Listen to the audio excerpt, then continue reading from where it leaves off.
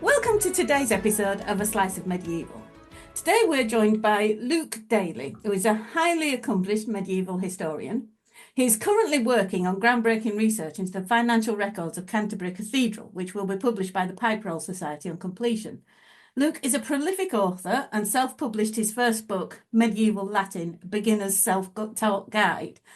He also hosts a popular podcast, the Daily Medieval Podcast, which is excellent, especially the 2 episodes with me in, where Luke not only shares captivating historical narratives, but also conducts interviews with professionals, authors, and fellow historians, including me. He also, this year, has been voted one of BBC Extra's top 30 historians under 30, which means he's probably one to watch. Welcome, Luke Daly. Thank you so much for having me. It's been an absolute pleasure. You're welcome. So your new book, Medieval Saints and Their Sins, A New History of the Middle Ages Through Saints and Their Stories, it's actually a really interesting new angle on medieval history. What was your inspiration for the book?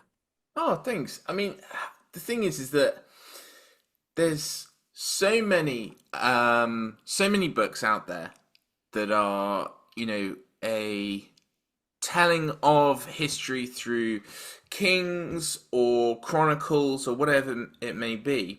But what I found that through kind of my studies at university and everything, because I spent a lot of time with saints and the church, was that actually these saints are kind of a bit of a microcosm for some of the things that are going on. And so you can see a lot about their fears, their anxieties, but also then the way in which they interact with pilgrims in the world around them tells you a lot about the wider things happening. And so by looking at these things on a small scale, you can understand these really big and sometimes difficult concepts about medieval history.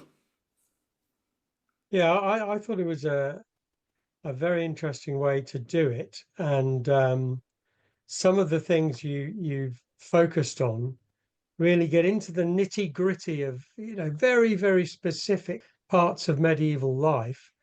And then you kind of broaden it out, which is, I think, very interesting way to do it. Now, why did you start with St. Augustine of Hippo? I mean, what drew you to say, okay, I'm writing this book about medieval saints, I'm going to start with him? What was the draw to him?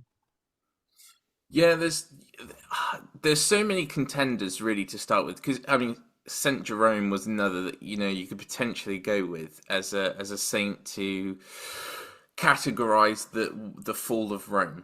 But I mean, Saint Augustine, there's a few different angles. One of which is that he's on the fringes of the empire. We have what's so great about Saint Augustine is that he's born in North Africa, but then he moves to Italy. So he gets 2 very different worlds. He has kind of a look at the empire on the fringes, but also in the heart of it. And so that when you look at his works, you can definitely see how he kind of brings that all together and has this very interesting and unique perspective that some others don't necessarily have. Then, of course, you look at his life. He started as a kind of pagan. He went through a few different belief systems before then becoming Christian. And so his works, his confessions, and the City of God that he writes about the fall of the Roman Empire through this lens is a really interesting one. And then, of course, you've got that he was a big influence on Christianity as a whole. It is him that we actually have the idea that suicide is a sin, because he was involved in the Donatist heresy, where he branded this pursuit of martyrdom as sinful. And then from there, that kind of then spiraled into what we see nowadays, which is this kind of idea that suicide is a sin. And so he's such a monumental figure in history, in religion, and philosophy for all these reasons that you can't help but just understand so much about the Roman Empire, this kind of balance, this bridge between the classical world and the medieval world, all through him and his writings. Yeah, I mean, I suppose it's a huge period, isn't it? And it changes so much across Mm, the span of what I guess is the medieval period that I suppose you needed to start with someone who was not exact was kind of in at the beginning or near the beginning, didn't you? mm. To set it up. Yeah, that makes a lot of sense. Yeah, no, definitely.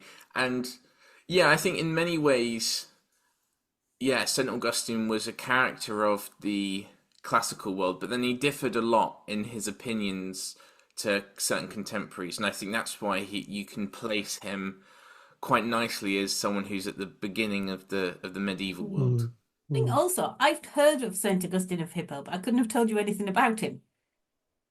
And I think a lot of people, his name's known to a lot of people. My husband's school Yeah, was named Mm. after him, but I'm guessing a lot of people don't go beyond his name. So it was actually interesting to see more detail about him, and it's like, oh, that's why he's so well known. No, definitely, and I mean, the Confessions and the City of God are just two absolutely incredible works. That shows that even 1,000 years ago, people were pretty much the Mm, same. In the way that he talks about, especially in the Confessions, about his mental health, his well-being, his anxiety. He kind of it talks about don't listen to the haters, stuff like that. It's very kind of modern attitudes, but in the fourth century. yeah. I mean, one of the things that Sharon and I have tripped over quite a lot in our podcast is that very fact that you have people who are part of a medieval world, which it's difficult for us to actually comprehend exactly what that meant. But they're also Mm. human beings. They've also got mm, a chunk of stuff in common with us. So it is interesting to look at the medieval. Obviously, it's interesting to look at the medieval period. Otherwise, we wouldn't be doing it. Of course. But it's such a big, huge, long period that the interest is sort Mm. of can sustain throughout that time. mm. Yeah. Well, that's what's so difficult, I think, about writing about the Middle Ages, I think, and understanding the Middle Ages is that, on one hand, as you say, they're people, but then it's also a people that believed in miracles and believed in saints and relics and all these other weird and wild. I mean, especially when you get into the realms of medieval medicine, trying to understand that there also this kind of there's this fiction to it as well. Mm. Is a difficult road to navigate, I think. Yeah. Yeah, I can imagine that. Having dealt with the chroniclers myself, it's like they do like to make things more colourful. Mm. So, what is your favourite saintly sin, and who's your favourite saint? So I think perhaps because of the sins of committed around the saint, I would perhaps have to say Saint Edmund. I was actually at the abbey just this last weekend, and what's so interesting about Saint Edmund is that he was Anglo-Saxon king of East Anglia, and about kind of 200 or 300 years later becomes a very, very popular saint under Abbot Baldwin and Archdeacon Herman. And you can visit the crypt and everywhere now where St. Edmund would have been. But it's such a perfect example of kind of the sins around faith in a way, Mm, because you have St. Edmund, but then you have his community capitalizing and making all this money based off of him, basically. And you see Archdeacon Herman, who would let pilgrims who had enough money to spend, go down into the crypt and touch the tunic of St. Edmund that apparently was bloodstained and had arrow holes. And, you know, they would do all sorts of weird and wild things to make money. But they did make a lot of money. And in fact, they were charged for simony, which is, you know, the act of making money off of a saint. And very quickly after, Herman dies, and the chronicler says, you know, it's far from coincidental. But there's plenty of other stories around St. Edmund that are just as interesting in that aspect. One of the archdeacons and abbots, you know, they say saints must be uncorrupted. So, you know, I want to kind of, it's been a couple of 100 years. Let's have a look at the body. You know, it must be perfectly intact. They open it up and they're all cast blind. And so no one knows whether it was uncorrupted or not. You know, and then when they're doing building works, one of them falls and is snagged on a kind of bit of railing, something, you know, 20 foot up in the air because of St. Edmund. And so it's, when you want to get into kind of the some of the weird and wild aspects, and St. Edmund is definitely one to look at. There's a lot there. Yeah, I remember reading it where, didn't you say that his head was miraculously reattached to his body when he was just put next to his neck? Yeah. I mean, with all the detail that you've amassed on these people, where did you start to research it? I mean, it just seems a mammoth task. I mean, people write books about, as you said, about the Middle Ages, about the kings and so on. But we know all, well, I get we don't know it all, but you know what I mean? There's a framework there. You chose to go outside that framework. So how did you get all the information? In many ways, saints are incredibly easy to research in a way, because it comes from the Normans, but essentially from about the 11th century onwards, there's kind of a standardized way in which saints were to be portrayed. So they had to be have a translation ceremony. They had to be canonized. Part of it was to write hagiography, which was a detail of their life, of their miracles, and of their, well, partly of their translation. And then subsequently they get updated. So for instance, with St. Edmund, I think there's something like maybe two or three successive hagiographies written throughout the kind of 11th, 12th centuries. When you get to something like Thomas Becket, there's a few more, and they're incredibly detailed about the life of the saint, about, more importantly, when you look at the miracles, about the goings on, because that's where they start to then talk about who people are that are coming, why they're coming, and that's where you can really get into looking at the everyday person, which is incredibly difficult to do in the Middle Ages. But when you look at something like Norwich, for instance, the miracles are so detailed that you can actually tell where they're from, and so you can actually track the expanding kind of sphere of influence of the cult as it grows. And so it's a really, really interesting way to look at the past. So once you kind of take away that kind of the surface level of, you know, the so and so's coming to cure their blindness for, you know, their friend, there's actually a lot that you can tell about it. Often when you're looking at any period of history, but certainly in the Middle Ages, you're looking to try and verify things by alternative sources of information, different chroniclers and so on. With these hagiographies, I guess the point largely is to say what a great saint this person was, and this is what they did.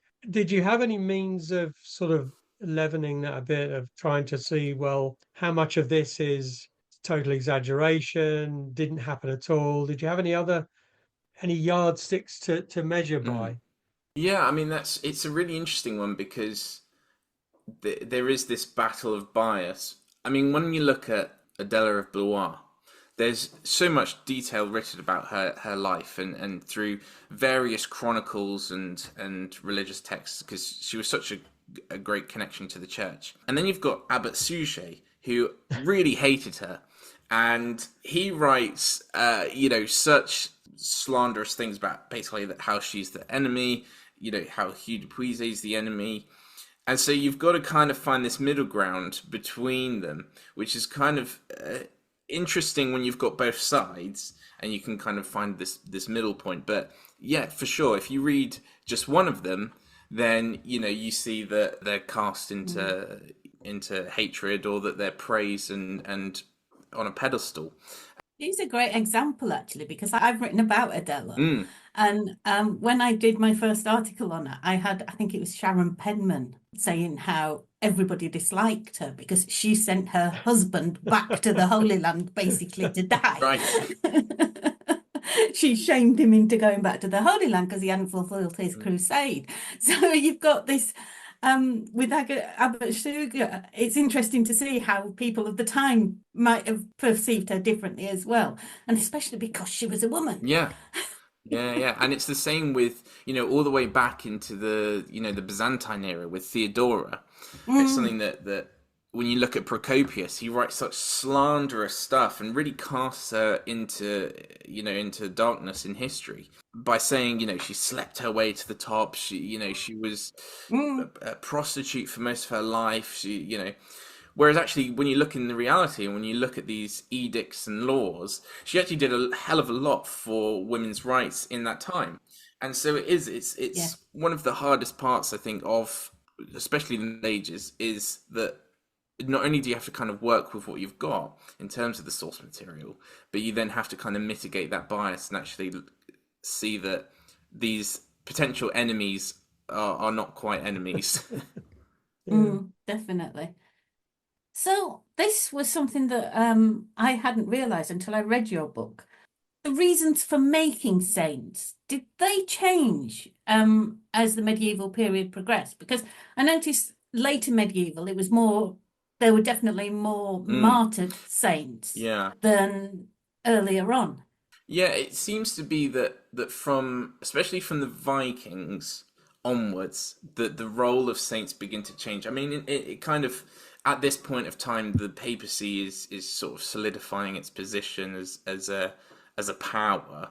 When you look at what martyrs are, especially when you look at someone like Simon de Montfort, who was never canonized because obviously the king definitely hated that, and but he was renovated for anti-royalist sentiments. People would go on pilgrimages to him as a sort of protest, and so you have these early seeds of saints kind of sending out a message. And during the Vikings, someone like St. Edmund, he's not really a holy figure. He's a king, he's a warrior. In terms of what it meant to be a saint, he wasn't really it, really. And this is something that the church has to jostle with, because in the commandments, thou shalt not kill, you can't murder. So how can you venerate someone that spent their life killing and murdering? But what it helped to do was inspire against these foreign invaders. He was protecting Christianity, he was protecting his homeland. Let's reinvigorate, regroup, and let's cast these foreign invaders out. And so from then, what you see is the church kind of using their saints as almost like a tool. And so whenever the church feels under threat, you sort of see a increase in martyrs, in certain saints that help portray a certain message. And especially you see that post-Reformation, you have anti-Reformation saints that start to pop up and that give a certain message as well. And so whilst in the beginning, saints were just kind of a part of Christianity, an extension of it, they quickly become a very core aspect of power, of religion, of faith, perpetuated by the church. For me, one of the interesting things, which I didn't really know at all before I read your book, was that there was quite a lot of debate at times within the church about how someone should be regarded as a saint and what in particular, what money should be made out of someone who had been canonized. And that was a bit of an eye opener for me, that I hadn't imagined there was quite so much discussion even and debate about the whole idea of what should we do with our saints. But clearly there was. Yeah, I mean, pretty much, I'd say from the crucifixion of Jesus, the church has then been pretty much fragmented on every single aspect of Christianity, and even until today, there's still debates around. I can't quite remember the exact date, but I think it was up until about the 1960s. The date of Easter wasn't Yeah. quite solidified, and so when it came to saints, it was, yeah, very difficult, because it comes back to this central idea about what should religion be, what should Christianity be. If it's all about the Holy Spirit, Christ, and God, then we don't need these saints. They're just people. They've got nothing to do with the true essence of what it is. But then there's arguments that God is too busy. Jesus is too busy. There's so many people on this planet, so it's good to have these kind of middleman. This intercessor. And then this is obviously then complicated further, where then you have warrior saints, and you have the Crusades, and you have people that are committing bloodshed and all these different acts of kind of war crimes and whatever it may be, that are then being venerated. And so then there's then other debates about the power of absolution, and how do we get round these things. And that's why Gerald of Aurillac is such a brilliant example, because they try to twist the narrative to kind of absolve him of these crimes and say, oh no, when he was fighting, he used the flat of his sword, not the edge. As you do, he would just tap obviously. them. Exactly. Yeah, and so saints have been incredibly contentious, and whenever there's sort of a whether it be from the iconoclastic period up until the Reformation, whenever there's sort of a reform or protest, saints are often the first point of attack. What I found interesting, a specific example, is when you were talking about Thomas Becket and Mm. the speed with which he was made a saint, or at least the process started. And you have the Pope saying, "Well, hang on a minute, he's only just been killed. Maybe you ought to check about the miracles and so on." But there were miracles popping up every day, very, Mm. very shortly afterwards. And you point out that there's an element of revenue involved here. Yes. Yeah, it's something that, like Norwich, for instance, is another great example, because they have this martyred boy that then becomes a saint, and miracles start popping up, but they've all got this kind of common theme behind them. This saint is popping up in visions and in dreams, and he's saying, go to the shrine to get cured, but bring wax. You know, bring candles, and it's an odd thing, and it pops up in pretty much every single miracle. And then you understand that wax was very expensive, and that essentially the cathedral was writing, adding this little bit on the end. They bring us some wax because then that can mitigate our costs. And so when you look to St Becket at Canterbury, something with my PhD looking into the treasury accounts, 1230 when you have the translation, their revenues are triple what they would have been, because it's such a big date. It's such a big event. But there is, in many examples of saints, there's revenues behind it for sure. Yeah. I can kind of understand it in the modern age, when a personality can be known in inverted commas by people all over the world. But in those times when, most people, they might have heard of the name Thomas Becket, they might have known he was important, but that, in terms of who he was, what he was, they'd have known nothing about him at all, really. Yeah, I think this is where you kind of, it comes into oral history and sort of gossip. they say that the pilgrimage routes would have been, bustling with gossip. And I guess it's not so much about who he was, but what he provides after in life, because, it's all about the miracles in a way. People want to get helped, whether it's tax burdens or illness or whatever it may be. If you have these passing travelers come through your village and say, oh, we went to Thomas Becket's shrine, we drank this, whatever it may have been, and slept in this spot that he slept in, and we got cured, suddenly you're thinking, well, I better give this a go. And so, it might, when it came to some saints, like for instance Simon de Montfort, the personality definitely shines through. But for someone like St. Edmund, who had been dead for 300 years, or some of these other saints that are very old, the life didn't necessarily matter as much as the life after death. And so that's definitely something that's really interesting. It's that almost eclipses their life. Yeah, yeah, yeah. The power was in the belief, really, wasn't it? Yeah. So what did you encounter any particular challenges when writing the book? And we've said obviously the length of the period and so on, but what would you say were the challenges of writing it? There's a few. There's the one that comes to mind is obviously if you're writing a book that is about medieval saints, which ones do you choose? There's near on 100,000 saints. There's a group in Belgium that tried to put together in something like the 1700s a calendar of all the feast days of saints, the Bodleinis, I think they're called, and it took them about 200 years to get to October. And they're pretty much still going. And so there is just so many saints from kind of national levels, looking at St. Becket, all the way down to regional, and even within a very small area. We have one just outside of Norwich called St. Wulstan, who is pretty much known to no one.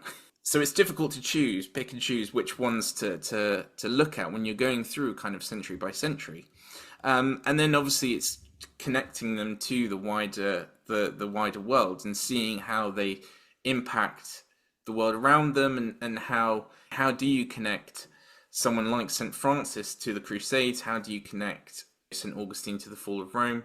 Sometimes it's a bit more straightforward, like for instance with St. Augustine, but with others it's maybe more of the message or the kind of microcosm of what they are that connects to the wider themes. I like the way you included the rise of Islam, the Ethiopian Empire that rivaled Rome. Yeah. I was like, what? Yeah. So you really looked into the earlier civilizations and brought them into it as well. Yeah, that's what's I think really interesting, is that when we talk about a lot of history, it's from the capitals in a way. It's from we look at Constantinople when we look at the Byzantines, we look at Rome when we look at the Romans.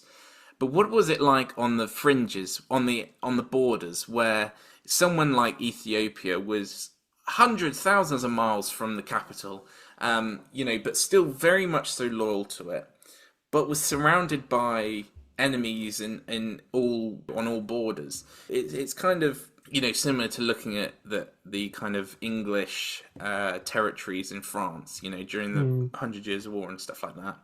How was it in these regions where they retained loyalty to their kind of overseer, but they're surrounded by enemies? And so Ethiopia is such an interesting one, because they know about it, and there's a lot of communication with it, but then it ceases, and it also it becomes undiscovered until 1,000 years later, where then it's rediscovered. And it's such a fascinating history in that way, that Christianity plays such a big part in that, and looking at how on the fringes that those Christian beliefs get mixed in with other beliefs as well. And so there's just so much that you can really learn from looking at the borders rather than the heart of the empire. I think we have a tendency to be Anglo and then Eurocentric. And like you say, it's interesting to actually look at the influences outside of Europe and to realize that we weren't immune to those influences. Yeah, it's difficult because, I mean, when looking at Ethiopia, there's obviously, for the fact that it was kind of relatively undiscovered for 1,000 years when it fell to Islam.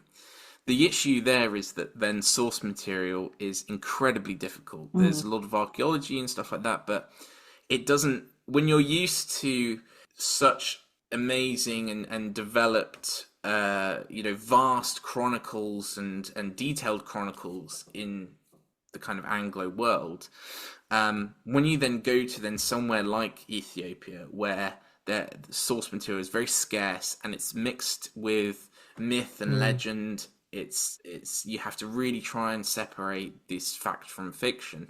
It does become a lot harder, and I can see why it can scare people off. Yeah, I mean, Islam, for example, was absolutely crucial to European history because it drove what Europeans did for centuries. Difficult to ignore, really. Yeah. Oh, 100%. And it's something that, for instance, in the chapter that I talk about Islam, it almost shaped Christianity in getting rid of its saints and following that kind of iconoclast style where, in Islam, that there's no image of the Prophet Muhammad, there's no images really of its prophets, and God. And then on the other side, in France and Spain, where Europe was almost conquered by Islam and would have looked very different. And then when you cut later, of course, to the Renaissance, it's because of the Arabs, where it was the center of learning and culture and science, that then we got those texts. Before that, we would have been in the darkness for much longer. Absolutely, yeah. A lot of the medicine and science and other areas, the Islamic scholars were leading the way for a long time. Yeah, no, for sure. So you actually recently completed the Camino de Santiago, didn't you? I did, yes. That must have been quite an experience. And did it help you understand medieval pilgrimage and the reasons for it? In that aspect, it was one of the most incredible experiences for that, because the point of the journey was we did it in a sort of a special way, because it was the first time that a tall ship had sailed to Santiago for the purposes of pilgrimage in couple of 100 years. So it was the purpose was to kind of reenact that sort of style, and it was really fascinating. As we were sailing, we had perfect weather, perfect wind, but knowing that there's so many sources about shipwrecks and storms and people being really fearful of this journey. So being able to reenact it and travel those paths and see that people would have spent all this time away from their families, gone all this from England all the way across to Spain over weeks, potentially even months, depending on which route they would have taken, all so that they could get healed or have their loved one healed or whatever it may have been. It was really moving in that aspect to understand that the lengths that people really went to, and it showed that how much people really believed in this as well. I mean, at the time, medieval medicine was kind of iffy in bits, and so when you did hear that someone had gone to Santiago for healing and got healed or whatever it may have been, I can see why that would have really captivated you in a time of potential need to then go abroad and pack up your stuff and travel for 2-3 weeks or however long over treacherous seas and all this weight in that hope. Yeah, it was extraordinary. Yeah, so presumably you probably crossed the Bay of Biscay, did you? Yes.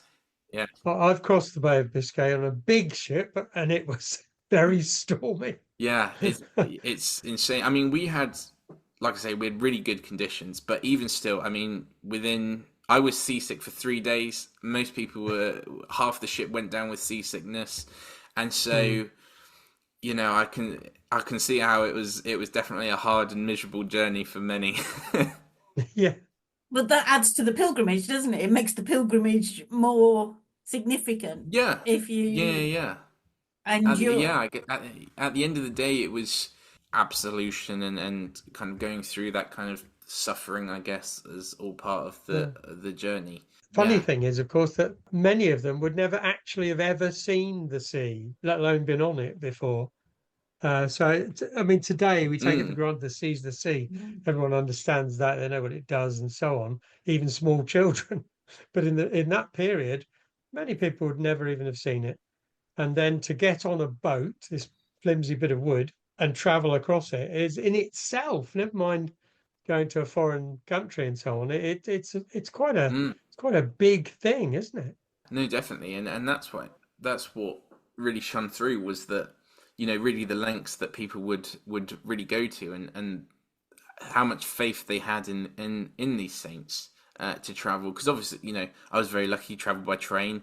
Going from Norfolk to Foy and Cornwall, but for obviously Yes, if there was a pilgrim, they would have had to walk. It would have yes, taken them yeah, weeks to even get to the Mm. port, and then another week and 2 weeks to get to then Spain. So and then obviously I flew back, but they would have had to have yeah, then done that whole yeah. journey in reverse. And they didn't have Google Maps, so they didn't necessarily know Yes. how to get from Norwich Yeah. to the south coast anyway. They had to, do it village by village and ask for directions to the next place, Yeah. biggest place to get to. And that's the thing, is that when you then kind of witness a piece of that, you really understand just what an immense effort this was. I wonder how many people got lost. Yeah, I don't know. I mean, yeah, it's odd because we have itineraries that people went on. So we have brilliant sources that show people that not it necessarily wasn't the goal to get to Santiago. As much as that was the goal, you would maybe stop off on a few places on the way that were other holy sites. And so there was definitely this, people sort of knew what these paths were and where they needed to go. But no, I don't. Funnily enough, that I don't really know of any sources that tell of people getting wildly lost. I've got a reason for that, though. They were written by men, Mm. and men are notorious for not admitting when they're lost. Yes, they were all very stubborn. They were like, "No, this is all part of the journey." Yeah, yeah, but They were going the scenic route. I guess there were quite a few established pilgrim routes though. Mm, Mm, So probably wasn't too bad. yeah. I think once you get to certain points, mm, Yeah, then it's like it's a well-worn yeah. route. It's just getting to the M1. Once you're on the M1, you know where you're Mm. going. I think as well, it was another thing that when you have the iconic shell, the scallop as well, that people recognize who you are and direct you as well. And we had that a lot, which was Mm, really remarkable, was that if you stopped for 10 seconds, that someone would be like, point that way, in case you got lost. mm, And that's what, again, that you don't necessarily see in the source material, but would have been incredibly evident, was this kind of oral history, this idea that these people who lived along these routes would have seen thousands of pilgrims a year, mm, and yeah. were very much so connected to the routes and would have helped them along as well. yeah. So if you were lost, I imagine there was plenty of people that did know, at least, in the sort of small radius, which way to go. Mm. I can't really escape the line in the film The Kingdom of Heaven where he says, "How do we get to the Holy Land?" And he said, "Well, you go down and to the area where they're speaking Italian, and then you carry on until they start speaking something else," which is rubbish. But I mean, always amuses me. Oh yeah. Okay, so what are you working on now? What's next up for Luke? Well, at the minute, just coming to the end of a new book, which is looking at medieval women. So looking at, Wow, right, that's right up Sharon's I street. know, yes, but rather than looking at it, essentially the idea is that we look at a lot of these really great women, as Sharon will know, but what truly made them great? Why is it that we focus on these women? Why is it that we say they're great? So it looks at what was this sort of traditional mold. What was it to be an everyday woman in the Middle Ages? And essentially, why was it so stacked against them, really? So the hope is that then through looking at this, through looking at the women, religious women, through looking at kind of women in power, but also then women who worked, you can then try and understand why these great women were so great, and also how these women use the kind of misogyny against them in their favor. For instance, a brilliant thing is alewives. Yes. You know, it wasn't really acceptable that women would have a job or a business, but because it was part of their household duties, there was this kind of misogyny against them that then they were able to prosper in this way. So it's how they kind of get around all these different things. And so through understanding what the traditional mold was, we can then understand why great women were actually really great. I want to read that book, Luke. Yeah, I'm glad. sounds like essential reading. It does. There we go. Sounds like it'd go very well with my heroines of the medieval world. Oh, wonderful. So I'm really impressed with the number of books coming out now about medieval women. I think it's great that they are actually, because it's an untapped resource, really. That area of medieval history is so been ignored for so long. It's nice to see it being brought into the light, and there's so much of it still to be uncovered and investigated. Well, I guess they are around 50% of the population. So yeah, exactly.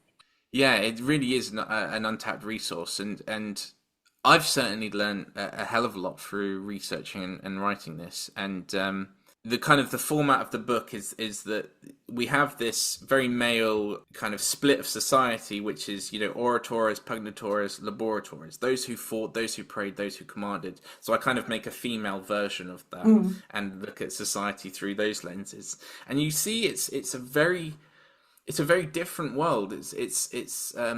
But there's some really, really useful, really interesting things to really draw from it that are lost when just looking at it through a male lens.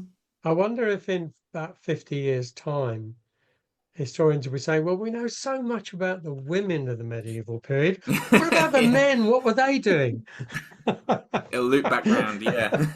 To be fair, I get that all the time from men. Already. You know, you're making women out to be more than they were, and it's like, no, I'm not. You know, they go, they didn't do things like that, and it's like, yes, they did. It's just people didn't mention it because they were women. You know? Yeah. If you listen to some men, it was like, no, women weren't around then. It's like, well, they must have been because you are. It is insane.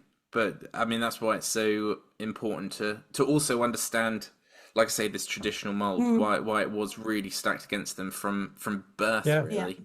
Their whole destiny was set out before them, that, you know, they weren't even able to wield a sword or hold public office because they were a woman. And so that when you understand that, you know, you understand how then truly incredible someone like Joan of Arc was, or Ella of Aquitaine, or Adela of Blois. Yeah.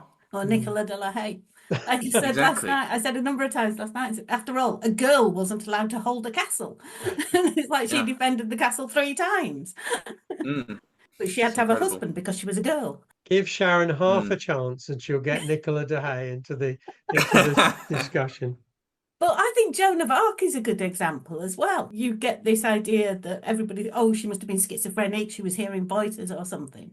Yeah. And it's like taken away from her actual achievements, because however she did it, she actually got the Dauphin of France crowned and turned the tide in the 100 Years' War. Yeah, it's spectacular. And that's the thing, is that when you understand these aspects, it really shows how incredible these women were. But for so much of history, they end up making excuses for them and you know, trying to put them down and all sorts. Yeah. Well, we better not spend too long talking about it. We'll have you back to talk about that when the book's out. Definitely. Thank you very much, Luke. It's been a pleasure talking with you. I do recommend to everybody to get a hold of Medieval Saints and Their Sins by Luke Daly. It's a fascinating insight into the medieval world, It is. a history of the medieval world, but with a look at the saints who influenced it. It's a new way of looking at things, and it's always nice to have a new way of looking at things. Yes. Yeah. Yeah. It's very much a different perspective, and that's always welcome, I think. So well done with that. No, thank you. And it's been great to talk to you about it as well, and get more of a feel for, the background to the book and how you did it. Yeah, no, thank you so much for having me on. Been our pleasure. Thank you very much, Luke. So do join us next time when we are finally going to look into a topic that Derek and I have been wanting to do for a while, which is Alfred the Great, with Stephen A. Mackay joining us to give us his viewpoint on whether or not he was great. Thank you very much for listening. I've been Sharon Bennett Connolly. And I'm Derek Birks. If you enjoyed the podcast, it'd be great if you could leave us a review on your favourite podcast provider's site. Talk to you again soon.